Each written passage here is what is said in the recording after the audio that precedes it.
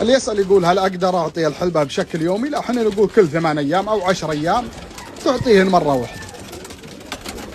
خلط الحلبة اللي يسأل زي ما خلطناها هذاك اليوم مع العلف، شيء بسيط. راح أنزل لكم الصورة الحين. وما معنى الكلام انك لو اعطيتها بشكل يومي ان فيه ضرر، لا، ما فيه اي ضرر، ولكن ان الطير انه يحتاج منها شيء بسيط. يعني كل طير ياكل له 5 أو 6 أو 7 حبات، ولكن مردودها ايجابي وتشوفه على الطير. فاحنا نقول بدال ما يكون فيه هدر، كل 10 ايام عطن من الحلبة. محفزة للبيض، منشطة للذكر، منشطة للانثى، لمعان الريش، الخصوبة.